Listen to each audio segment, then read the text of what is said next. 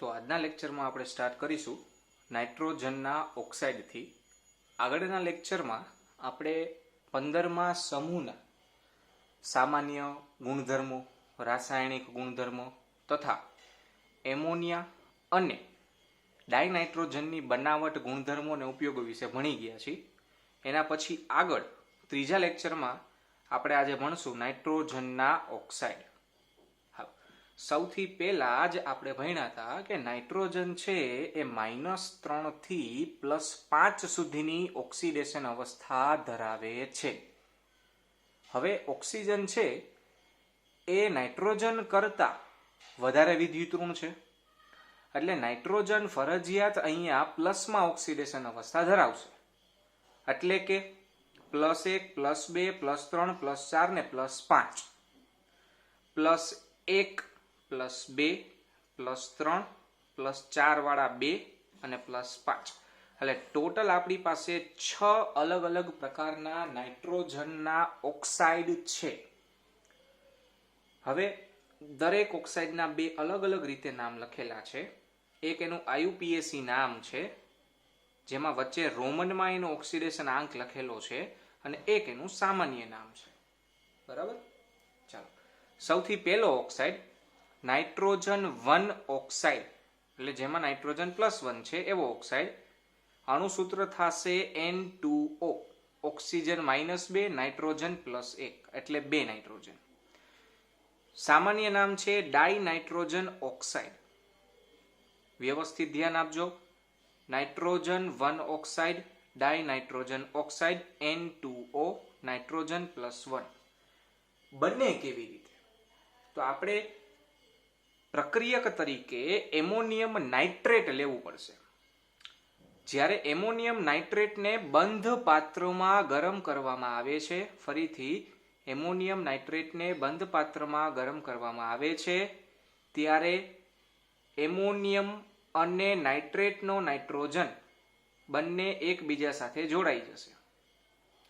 ફરીથી NH4+ નો nitrogen અને NO3- નો nitrogen એકબીજા સાથે જોડાઈ જશે, અને એક ઓક્સિજન એમની સાથે જોડાશે, એટલે N2O. બાકી શું બચશે? તો ભાઈ 2 ઓક્સિજન ને 4 હાઇડ્રોજન, એટલે 2 પાણીના અણુ, 2H2O છૂટું પડશે.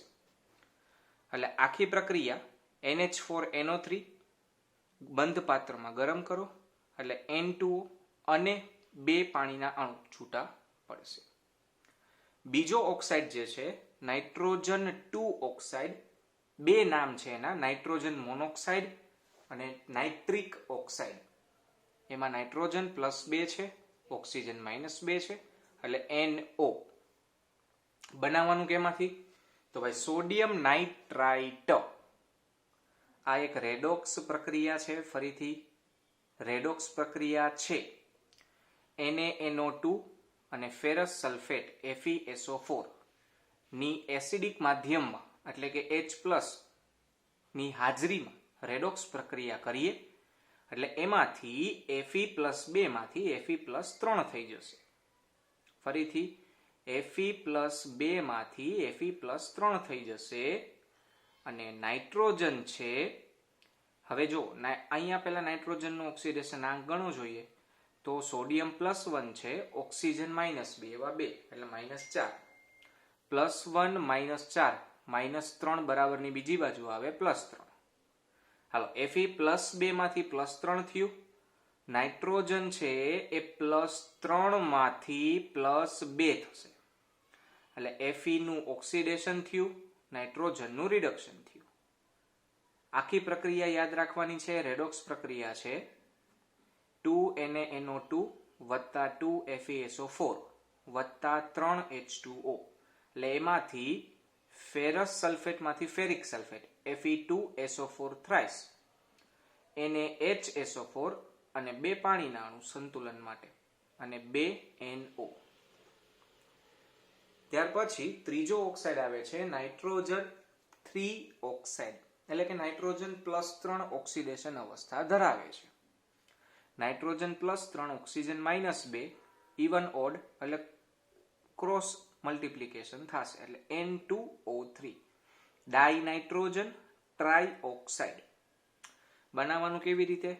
તો ભાઈ N2O4 ની અંદર 2 અણુ NO ના ઉમેરવાના, નાઇટ્રિક ઓક્સાઇડના. નાઇટ્રોજનના 2 ઓક્સાઇડ એકબીજા સાથે 250 કેલ્વિન તાપમાને બંધ પાત્રમાં જોડાય અને એમાંથી આપણને 2 અણુ N2O3 ના આપશે.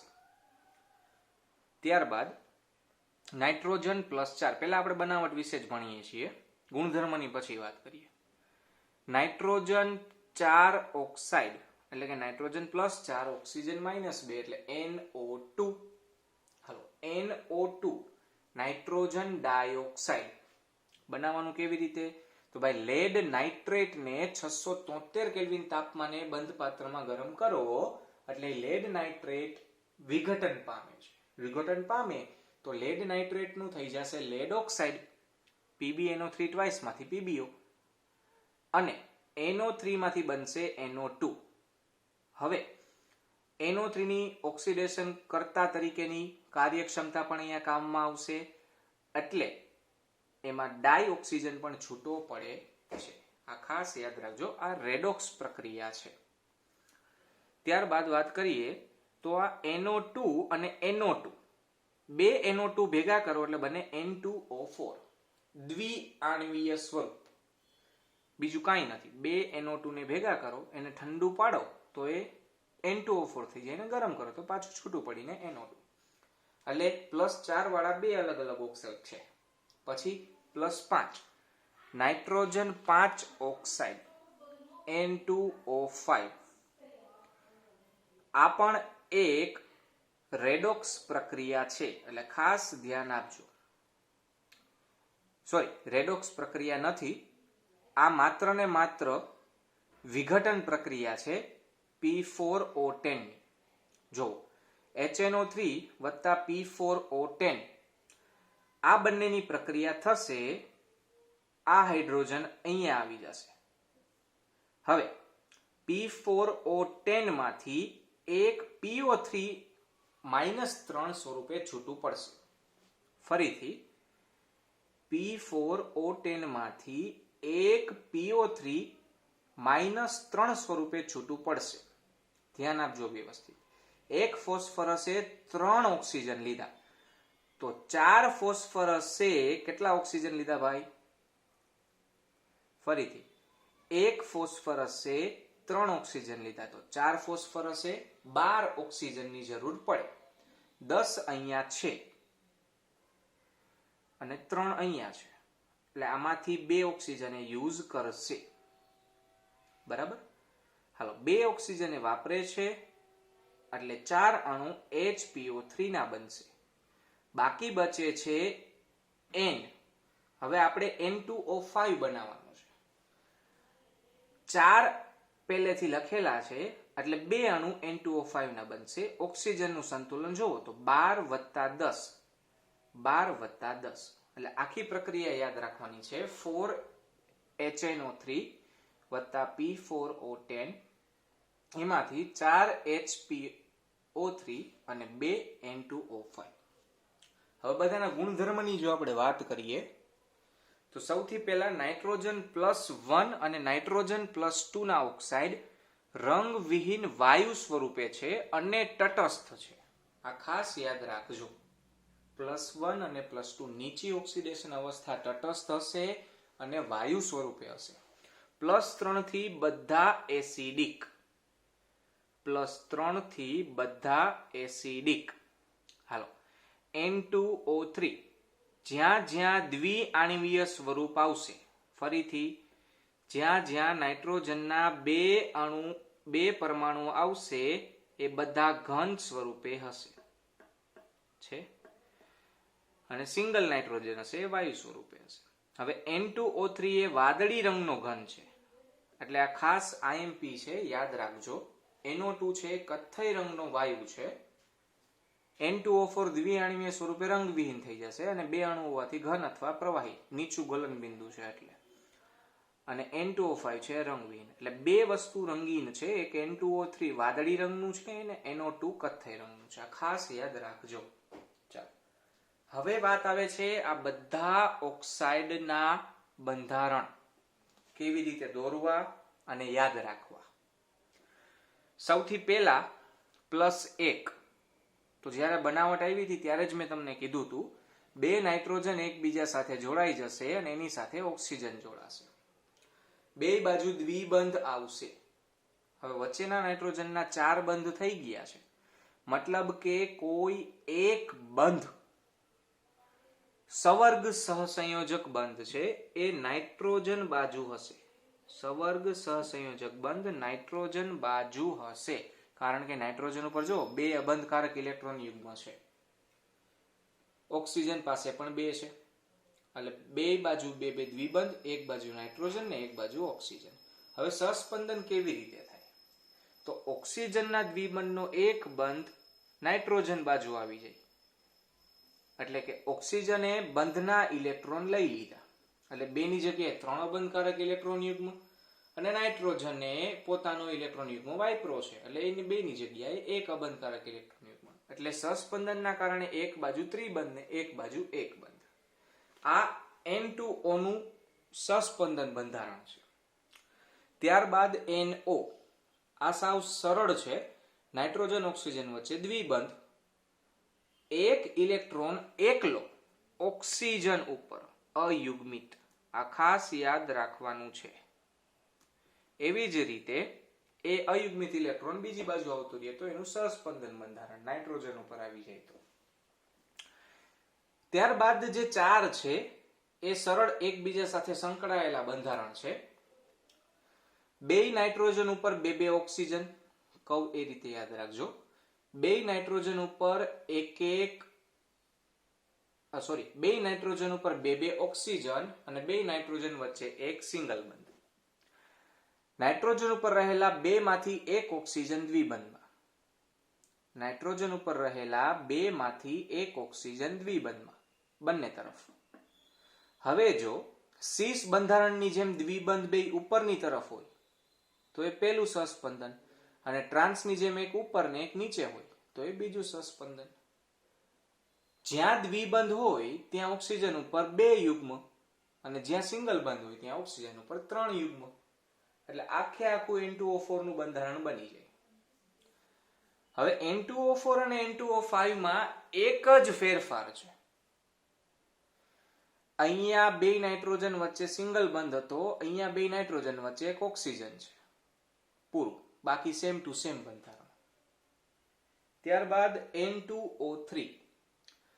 હવે 3 જ ઓક્સિજન રહ્યા, તો એક નાઇટ્રોજન ઉપર 2 ઓક્સિજન ને એક નાઇટ્રોજન ઉપર 1 ઓક્સિજન. જ્યાં 1 ઓક્સિજન છે એ ફરજિયાત દ્વિબંધમાં, અને જ્યાં 2 ઓક્સિજન છે ત્યાં 2 માંથી 1 દ્વિબંધમાં. ટ્રાન્સની જેમ હશે તો એ એક સહસ્પંદન બંધારણ, અને સીસની જેમ દ્વિબંધ હશે તો બીજું સહસ્પંદન બંધારણ. NO2, તો એમાં ફરજિયાત 1 નાઇટ્રોજન ઉપર 2 ઓક્સિજન, એમાંથી 1 દ્વિબંધમાં ને 1 સિંગલ બંધમાં. અહીંયા નાઇટ્રોજન ઉપર 1 અબંધકારક ઇલેક્ટ્રોન યુગ્મ છે, એ ખાસ યાદ રાખજો. એટલે બીજા સહસ્પંદનમાં એ બીજા ઉપર જતા રહેશે, એવું શક્ય નથી. કેમ? કારણ કે અહીંયા નાઇટ્રોજનનો અબંધકારક ઇલેક્ટ્રોન યુગ્મ શેર કરવા માટે બીજો નાઇટ્રોજન નથી, એટલે એને બદલાવાનો નથી. એટલે આ વસ્તુ ખાસ યાદ રાખજો. ચાલો, ત્યાર પછી આ થઈ નાઇટ્રોજનના ઓક્સાઇડની વાત. હવે આવે છે નાઇટ્રિક એસિડ. ચાલો, સૌથી પહેલા વાત કરીએ તો નાઇટ્રોજનના ઓક્સો એસિડ, એટલે કે નાઇટ્રોજન ઓક્સિજન સાથે કેટલા પ્રકારના એસિડ બનાવે છે. ટોટલ નાઇટ્રોજન છે એ 3 એસિડ બનાવે છે. Oxo acid. ઓક્સો એસિડ એટલે જે એસિડ H+ મુક્ત કરે અને H+ છે એ OH માંથી મુક્ત થતો હોય એવા એસિડને ઓક્સો એસિડ કહેવાય.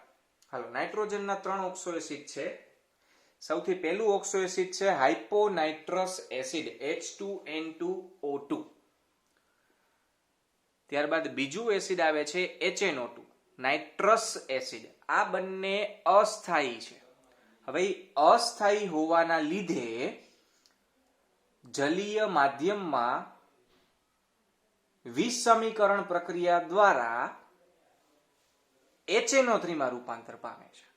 એટલા માટે HNO3 એક વિશે જ આપણે ભણવાનું આવશે, કારણ કે HNO3 એક જ ઓક્સો એસિડ એવું છે જે સ્થાયી છે. ચાલો, તો આપણે HNO3 ની બનાવટની જો વાત કરીએ તો આપણે 10મા ધોરણમાં અને 11મા ધોરણમાં ભણી ગયા ઓસ્વાલ્ડ પદ્ધતિ. 10મામાં એમોનિયાના રાસાયણિક ગુણધર્મમાં આપણે ભણ્યા હતા નાઇટ્રિક એસિડની બનાવટ ઓસ્વાલ્ડ પદ્ધતિ દ્વારા. ચાલો, સૌથી પહેલા પ્રયોગશાળામાં નાઇટ્રસ એસિડ કેવી રીતે બનાવવું, તો એ સામાન્ય એવી વિસ્થાપન પ્રક્રિયા દ્વારા આપણે કરી શકીએ. NaNO3 અને H2SO4, H અહીંયા આપી દો અને Na અહીંયા આપી દો એટલે બની જશે HNO3 અને NaHSO4. આ પ્રયોગશાળાની પદ્ધતિ છે, એકદમ સહેલી. તમારે લેબોરેટરીની અંદર HNO3 બનાવવું હોય તો આવી રીતે બને. ત્યારબાદ જો આપણે ઔદ્યોગિક રીતે બનાવવું છે તો મેં કીધું એ રીતે ઓસ્વાલ્ડ પદ્ધતિ દ્વારા નાઇટ્રિક એસિડ બનાવી શકાય છે. ઓસ્વાલ્ડ પદ્ધતિ 3 અલગ અલગ તબક્કામાં કરવામાં આવે છે. સૌથી પહેલો તબક્કો એમોનિયાનું ઓક્સિડેશન. પહેલો તબક્કો આવશે એમોનિયાનું ઓક્સિડેશન. બીજો તબક્કો આવશે નાઇટ્રિક ઓક્સાઇડનું ઓક્સિડેશન અને ત્રીજો તબક્કો આવશે નાઇટ્રિક ઓક્સાઇડનું જે ઓક્સિડેશન દ્વારા નાઇટ્રોજન ડાયોક્સાઇડ બનાવ્યું છે નાઇટ્રોજન ડાયોક્સાઇડનું જલીયકરણ. 3 તબક્કામાં ઓસ્વાલ્ડ પદ્ધતિ દ્વારા નાઇટ્રિક એસિડ બનાવી શકાય છે. ખાસ કરીને પહેલો તબક્કો યાદ રાખવાનો છે, એમાં ગોજ ઉદ્દીપક વાપરવાનો છે, પ્લેટિનમ રોહોડિયમ ગોજ ઉદ્દીપક.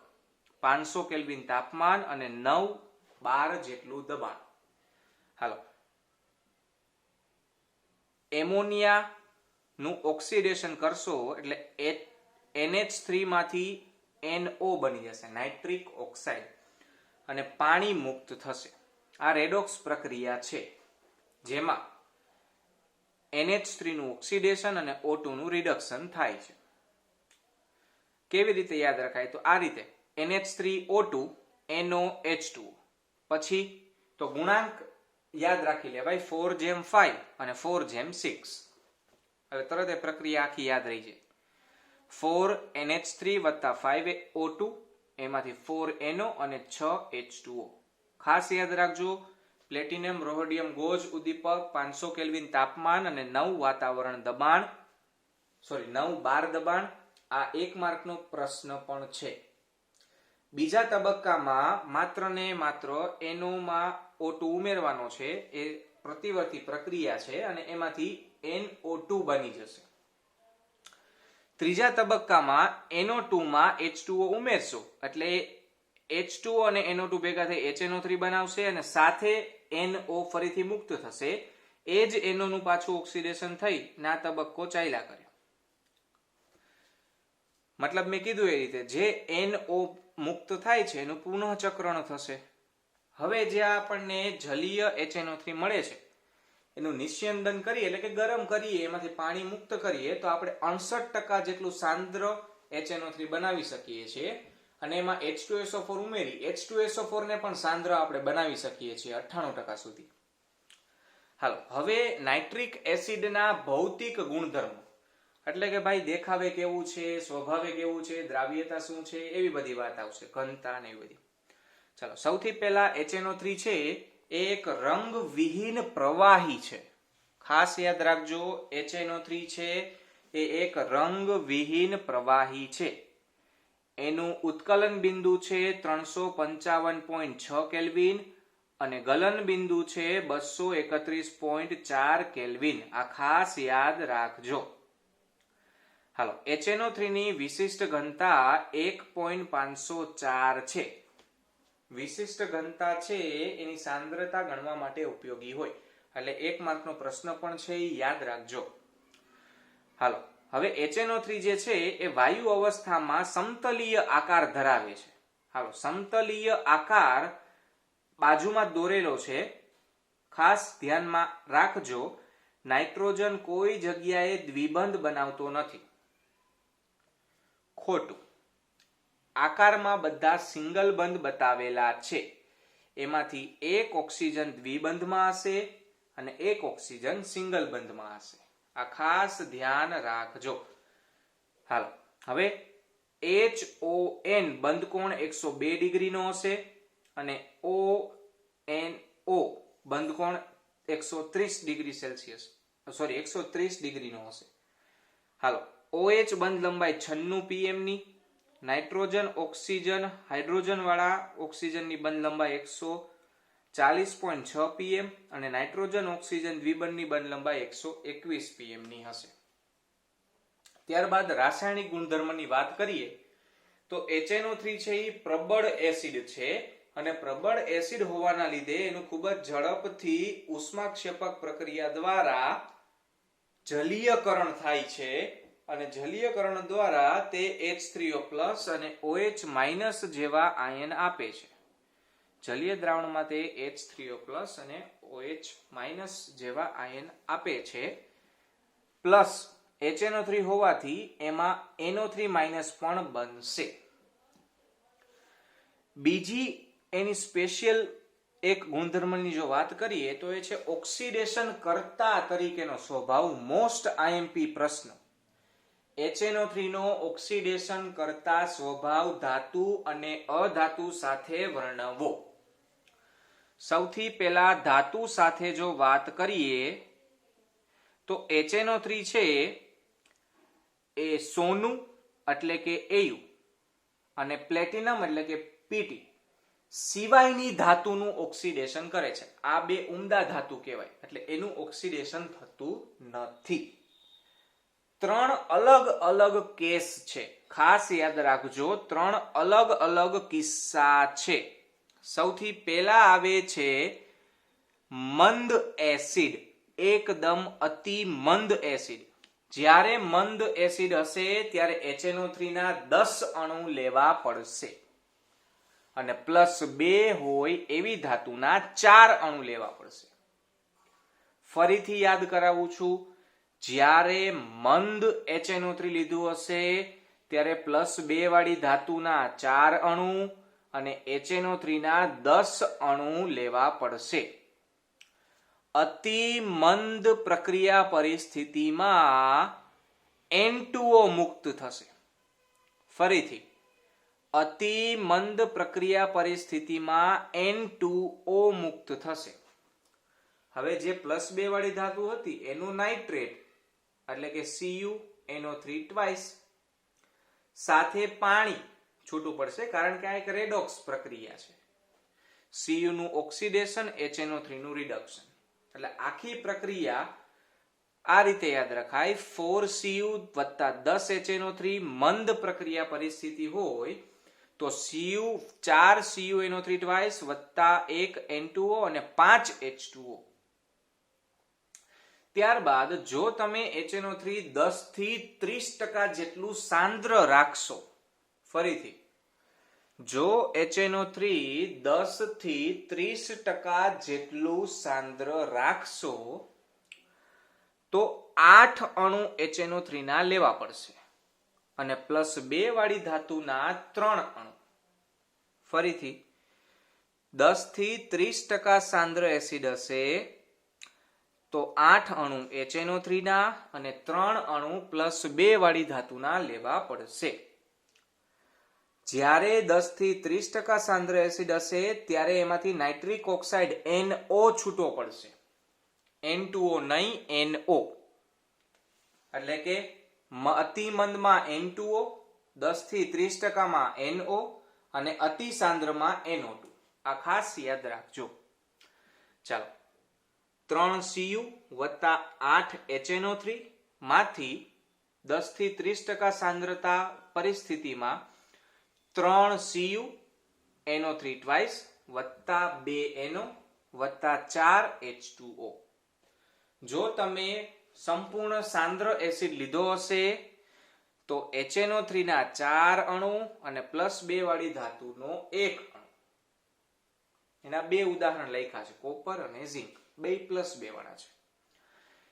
મેં કીધું સાંદ્ર હોય ત્યારે NO2 છૂટો પડશે એટલે Cu + 4 HNO3 સાંદ્ર પ્રક્રિયા પરિસ્થિતિ હશે તો CuNO3 twice + 2 NO2 + 2 H2O. Same વસ્તુ ઝિંકમાં રિપીટ થશે. Zn વત્તા 4HNO3 સાંદ્ર પ્રક્રિયા પરિસ્થિતિ, તો ZnNO3 ટ્વાઇસ વત્તા 2NO2 વત્તા 2H2. ક્રોમિયમ અને એલ્યુમિનિયમ સાંદ્ર HNO3 માં પ્રક્રિયા કરતા નથી, મતલબ કે દ્રાવ્ય થતા નથી, કારણ કે તેઓ તેમની સપાટી પર ઓક્સાઇડનું એક નિષ્ક્રિય આવરણ બનાવી નાખે છે. હવે સપાટી ઉપર ઓક્સાઇડનું નિષ્ક્રિય આવરણ બની જાય તો અંદરની ધાતુ સિક્યોર થઈ જાય, એટલે કે પ્રક્રિયામાં ભાગ લઈ શકે નહીં. આ વાત થઈ ધાતુના ઓક્સિડેશનની. હવે વાત આવે છે અધાતુનું ઓક્સિડેશન. ચાલો, HNO3 દ્વારા કરવામાં આવતું અધાતુનું ઓક્સિડેશન. તો આપણી પાસે ઘણી બધી અધાતુ છે, એમાંથી અત્યારે 4 અધાતુ સિલેક્ટ કરેલી છે: આયોડીન, કાર્બન, સલ્ફર અને ફોસ્ફરસ. ચારે ચારનું એસિડમાં રૂપાંતર થશે. ફરીથી કહું છું, અધાતુમાં અધાતુનું એસિડમાં રૂપાંતર થશે. આયોડીનનું આયોડિક એસિડ HiO3, કાર્બનનું કાર્બોનિક એસિડ H2CO3. H2CO3 ને છૂટું પાડો એટલે કાર્બન ડાયોક્સાઇડ ને H2O. સલ્ફરમાંથી સલ્ફ્યુરિક એસિડ અને ફોસ્ફરસમાંથી ફોસ્ફોનિક એસિડ. બીજી વસ્તુ, અધાતુ માત્ર સાંદ્ર HNO3 સાથે જ પ્રક્રિયા કરે છે. અને મેં કીધું તું ઉપર કે સાંદ્ર HNO3 લેશો ત્યારે NO2 મુક્ત થશે. તો જો બધામાં NO2 ફરજિયાત મુક્ત થયેલું છે, અને રેડોક્સ પ્રક્રિયા હોવાથી સાથે H2O. એટલે બધી પ્રક્રિયા ઓટોમેટિક યાદ રહી જાય. I2 વત્તા HNO3, તો I માંથી HiO3 આયોડિક એસિડ, સાંદ્ર HNO3 હોવાથી NO2 અને H2O. કાર્બન વત્તા HNO3 સાંદ્ર છે, તો કાર્બન માંથી કાર્બોનિક એસિડ એટલે CO2 વત્તા H2O, અને HNO3 સાંદ્ર હોવાથી NO2. સલ્ફર વત્તા HNO3, તો સલ્ફરનું સલ્ફ્યુરિક એસિડ H2SO4, સાંદ્ર એસિડ હોવાથી NO2 અને રેડોક્સ પ્રક્રિયા માટે H2. ફોસ્ફરસ હોવાથી ફોસ્ફોરિક એસિડ H3PO4 અને સાંદ્ર HNO3 હોવાથી NO2 સાથે H2O. હવે તમે જોશો અહીંયા 48 છે, અહીંયા 20 છે, તો એનું કારણ એ છે કે અહીંયા સલ્ફર નથી, સલ્ફરનો અણુ લીધો છે S8. 8 કાઢી નાખો છો, 8 વડે ભાગો જોઈએ તો અહીંયા 6 આવી જાય, અહીંયા 1 આવી જાય, અહીંયા 6 આવી જાય, અહીંયા 2 આવી જાય. આ 8 ના લીધે આવડો મોટો આંકડો છે. એટલે સંતુલન કરતી વખતે ખાસ ધ્યાન રાખજો. એવી જ રીતે ફોસ્ફરસમાં અહીંયા 4 હોવાથી અહીંયા 20 આવે છે, બાકી ના આવે. ત્યારબાદ 2 માર્કનો અગત્યનો પ્રશ્ન છે, નાઇટ્રિક એસિડ દ્વારા દેખાડવામાં આવતી વીટી કસોટી રિંગ ટેસ્ટ. જે વસ્તુની અંદર NO3- હાજર હોય એ સંયોજન આપણને વીટી કસોટી બતાવે. એના સિવાય કોઈ સંયોજન વીટી કસોટી બતાવી શકતું નથી. HNO3 ની અંદર NO3- હોવાથી તે વીટી કસોટી બતાવે છે. એકદમ ઈઝી છે. એક સૂકી કસનળીની અંદર તાજું બનાવેલું ફેરસ સલ્ફેટનું સોલ્યુશન એટલે Fe+2 નું સોલ્યુશન લેવાનું.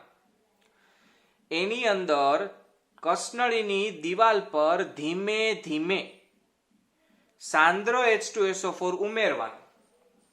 એને બિલકુલ પણ હલાવવાનું નહીં. જરૂર પડે તો એને ઠંડુ થવા દેવું, કારણ કે H2SO4 સાંદ્ર ઉમેરીએ છીએ. જ્યારે આપણા NO3- વાળા દ્રાવણમાં આપણે ફેરસ સલ્ફેટ ઉમેર્યું હતું અને એમાં તમે જ્યારે H2SO4 દિવાલમાં ધીમે ધીમે ઉમેરતા જાવ છો ટીપે ટીપે, ત્યારે જ્યારે આ મિશ્ર દ્રાવણ એટલે કે NO3- અને Fe+2 નું દ્રાવણ જે છે એમાં H2O ઉમેરાશે, ત્યારે સંપર્ક જ્યાં બેયનો થશે ત્યાં આપણને કથ્થઈ રંગની એક રિંગ દેખાશે કસનળી ઉપર. એ કથ્થઈ રંગની રિંગ છે એ નાઇટ્રોસો નામના સંકીર્ણ બનવાને કારણે દેખાય છે. એટલે ખાસ યાદ રાખજો, નાઇટ્રોસો સંકીર્ણના કારણે રિંગ કસોટી થાય છે.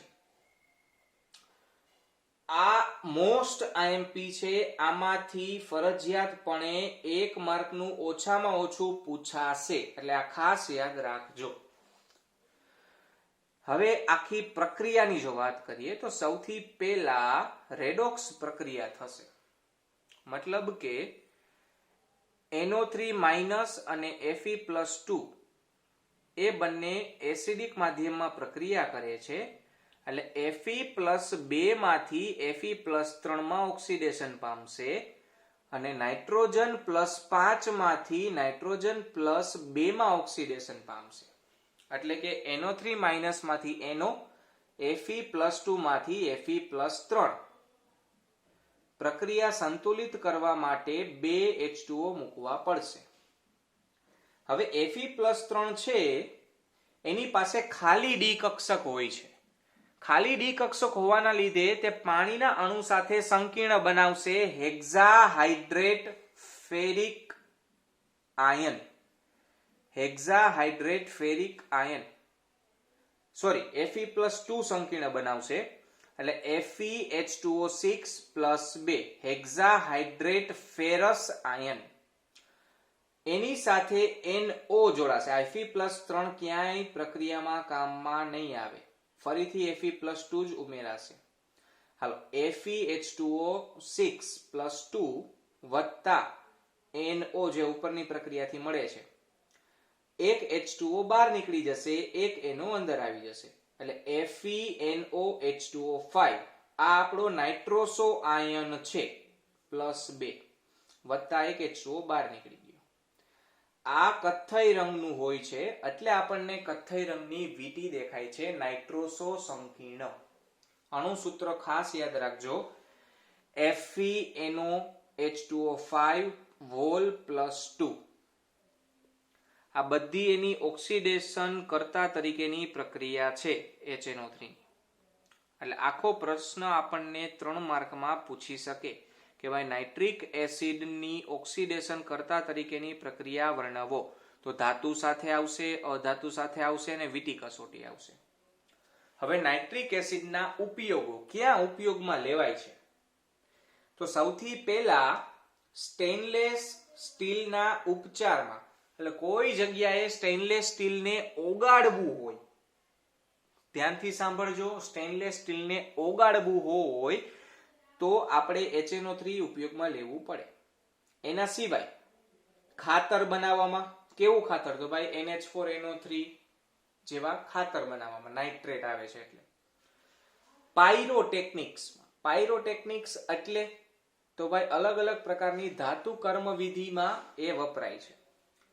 ત્યારબાદ વિસ્ફોટકો બનાવવામાં, કેવા? તો ભાઈ નાઇટ્રોગ્લિસરીન છે, ટ્રાઇનાઇટ્રોટોલ્યુઇન TNT, ટ્રાઇનાઇટ્રોટોલ્યુઇન જેવા અલગ અલગ પ્રકારના વિસ્ફોટક બનાવવામાં પણ નાઇટ્રિક એસિડ વપરાય છે. નેક્સ્ટ લેક્ચરમાં આપણે ફોસ્ફરસના અલગ અલગ સંયોજન વિશે ભણશું. આજના લેક્ચરમાં અહીંયા સુધી.